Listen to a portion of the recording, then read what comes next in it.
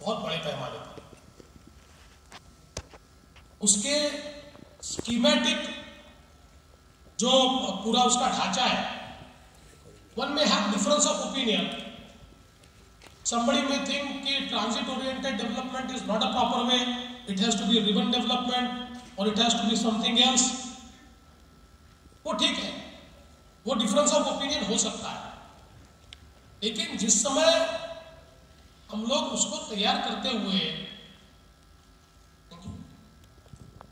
मन की बात है। वैसे आज मैं लेट इसलिए हुआ कि मेरा 3 दिन से आवाज बैठा है और इसलिए मैं कुछ टेस्ट करवाना चाहता था और ये हीरानंदन जी के हॉस्पिटल में चला गया कि मेरे डॉक्टर ने मुझे वहां बुलाया और वहां जाने के बाद मेरे डॉक्टर ने इतने टेस्ट लिखवाए थे कि 2-2.5 घंटे मेरे पूरी बॉडी का स्कैनिंग उन्होंने कर डाला। फॉर्चुनेटली कोई तकलीफ नहीं है, सब ठीक ठाक है।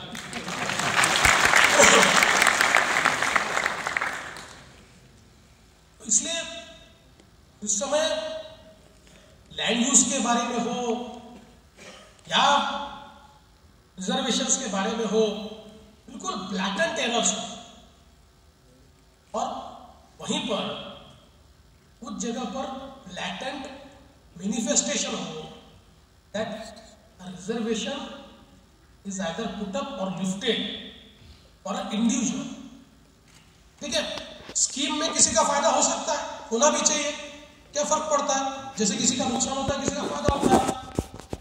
पर एपरेंटली जहां दिखाई पड़ता है कि out of blue stretches of land have been benefited, जिसमें हम ग्रीन कवर समाप्त कर रहे हैं, ऐसी कुछ जगह जब ध्यान में आती है तो ये सारी चीजों को देखने के बाद ध्यान में आया कि इतनी गलतियां, मतलब जब हम केवल गूगल से एक आधा प्लान तैयार कर लेते हैं तो एक बड़ी इस प्लान में मजे की बात बताता हूँ कि एक बहुत बड़ा काम चल रहा है और उस काम के लिए वहां पर गड्ढा खोदा गया, बड़ा गड्ढा था, तो इन्होंने गूगल से उसकी इमेज ले ली तो इनको लगा वो तालाब है और इसलिए उसको वाटर बॉडी लिख दिया। अब जहां पर गवर्नमेंट का बहुत बड़ा काम सैंक्शनड है और वो काम चल रहा है, उसको अगर वाटर बॉडी लिख देंगे, मुझे लगता है कि बाकी सारी चीजें रोज आपने पेपर में पढ़ी है, मैंने बताने की आवश्यकता नहीं है। और इसलिए जो कमेटी हमने तैयार की थी चीफ सेक्रेटरी की और हमारे जो प्रिंसिपल सेक्रेटरी UD1 है, उस कमेटी के फाइंडिंग्स में ये बात आई कि केवल सजेशन ऑब्जेक्शन में ये सारे चेंजेस करना पॉसिबल नहीं होगा, वो बहुत ज्यादा इंडिविजुअलिस्टिक होगा। और इसलिए चेंजेस अगर कर दें तो स्कीमेटिकली उसको एक बार हम लोग देखें और ये जो एरर एपरेंट है, ये एरर एपरेंट को हम लोग पहले ठीक करें और उसके बाद उसको वापस पब्लिश करें। तो ये 25,000 जो शायद अभी उसके ऊपर सजेशन ऑब्जेक्शंस आए, उसकी संख्या 3-4-5 हज़ार तक आएगी। और ये जितना इसके ऊपर हो हल्ला होता है, मुंबई की इमेज खराब होती है कि मुंबई में एक डीपी भी हम ठीक से तैयार नहीं कर पाते। और इसलिए इसको जब हमने लीगली इवेल्युएट किया तो ध्यान में आया कि government has a power under section 154 to direct the municipal corporation. और इसलिए using that power as suggested by the chief secretary we have directed the municipal corporation ये सारी एरर्स को ठीक करके इसको रिपब्लिश हो करें और उसके बाद सजेशन ऑब्जेक्शन के लिए समय दें।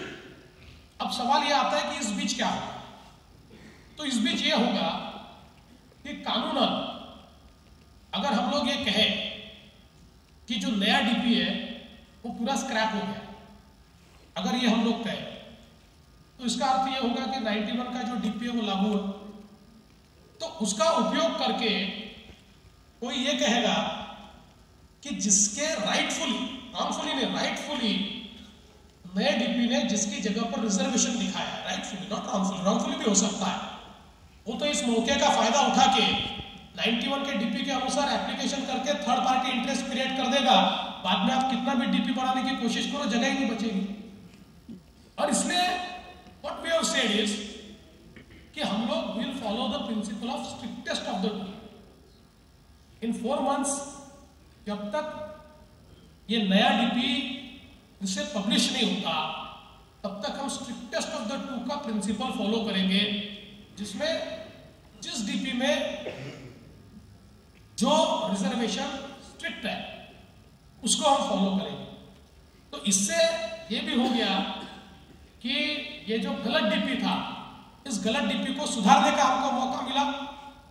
दूसरा, बीच के 4 महीने में कोई अनड्यू एडवांटेज न ले, इसकी ओर ध्यान रखने का हमको मौका मिला। और तीसरा, 91 का डीपी तो लागू ही है, और इसलिए जो एक लोग कह रहे थे कि भाई अब इससे मुंबई का सारा डेवलपमेंट स्टॉल हो जाएगा, नहीं साहब, वो डेवलपमेंट स्टॉल नहीं होगा, क्योंकि 91 के डीपी के अनुसार डेवलपमेंट हो सकेगा। तो बहुत कम जगह पर जहां पर कॉन्फ्लिक्टिंग रिजर्वेशंस है, वहां पर थोड़ा सा इसमें प्रॉब्लम आएगा, पर ब्रॉडली इसमें कोई प्रॉब्लम नहीं आएगा। 4 महीने में इसको रिपब्लिश करेंगे, और रिपब्लिश करने के बाद फिर सजेशन ऑब्जेक्शन लेकर इस डीपी को हम लोग मंजूर करेंगे। मुझे लगता है कि साधारण मुंबई का हित और मुंबई के लोगों की इच्छा, ये दोनों चीजों को देखते हुए सरकार ने इस पर एक्ट किया है। और मैं इसके आगे जाकर कहता हूं कि in due course if we feel कि इसमें कोई अड़चने आ रही है, तो government always has an inherent power to rectify, हम रेक्टिफाई करेंगे। लेकिन ये सारी एक्सरसाइज जो है ये म्यूनिसिपल कॉर्पोरेशन ही करेगी, ये सरकार नहीं करेगी, ये सरकार का काम नहीं है। सरकार का काम बाद में, म्यूनिसिपल कॉर्पोरेशन ने अपनी एक्सरसाइज करने के बाद वो लीगली ठीक से हुई है कि नहीं, ये देखना सरकार का काम है। उस समय सरकार इसमें एंटर करेगी, तब तक सरकार इसमें एंटर करना नहीं चाहती। एक चिट्ठी पुणे के डीपी के बारे में भी आई। पुणे के डीपी की स्थिति ये है कि पिछले 8 सालों से पुणे के डीपी की डेवलपमेंट की सारी प्रोसेस चल रही है। मूलतः ये सारी प्रोसेस विदिन टाइम होनी चाहिए थी, पर जो भी कारण रहे होंगे वो नहीं हो पाई, और ऐसा लगा कि ये नहीं हो सकती है, तो कानूनन एक्सटेंशन की डेट भी समाप्त होने के बाद भी वो डीपी कंप्लीट नहीं कर पाए। इसलिए सरकार ने 3 लोगों की कमेटी को अपॉइंट किया है, जो कमेटी अब उस डीपी का बचा हुआ काम करेगी, और वो कमेटी उसको फाइनलाइज करके फिर सारी प्रोसेस करेगी। तो मैं ऐसा मानता हूं कि हमारा काम ये ट्रांसपेरेंट गवर्नेंस है। हम गवर्नेंस में डीपी को as a instrument of development देखना चाहते हैं। हम डीपी के रिजर्वेशंस को as an instrument to develop the city infrastructure, the city amenities, the city green spaces, इस प्रकार से हम उसको देखना चाहते हैं।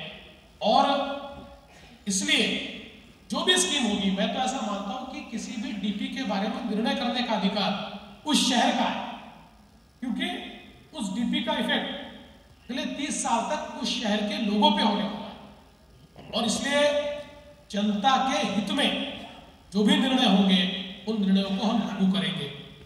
आज मैं इस मौके पर इतना ही आपसे कहना चाहता हूं कि हमारी सरकार बहुत seriously housing for all by 2022 इस मिशन को साथ में लेकर उतरी है। और मेरे मन में पूरा विश्वास है कि मेरे सामने बैठे हुए लोगों की ताकत इतनी है, इन्होंने मन में ला लिया तो ये मिशन 100% पूरा होगा। और ये मिशन आपके ही बलों से पूरा हो सकता है, केवल हमारे बलों से नहीं हो सकता। So let's join hands. ये सारे के प्रॉब्लम है हम दूर करेंगे, और कोई भाड़ा के प्रॉब्लम है हम दूर करेंगे। बताइए, we are here to solve the problems. केवल ये सारे प्रॉब्लम्स को सॉल्व करने की जो दिशा है, वो दिशा सामान्य आदमी को घर मिलना चाहिए। इस दिशा में हम इस सारी चर्चा को अगर ले जाए, और सरकार और आप हम मिलकर हाथ में हाथ डालकर आगे जाए, तो मुंबई को एक सस्टेनेबल सिटी, एक ड्रीम सिटी, और सबको घर देने वाली सिटी, आसरा देने वाली सिटी, इस रूप में मुंबई और महाराष्ट्र को डेवलप करेंगे। इतने ही आज के मौके पर कहता हूं और अपने शब्दों को विराम देता हूं। धन्यवाद। जय हिंद, जय महाराष्ट्र। जोरदार तालियां हो जाए।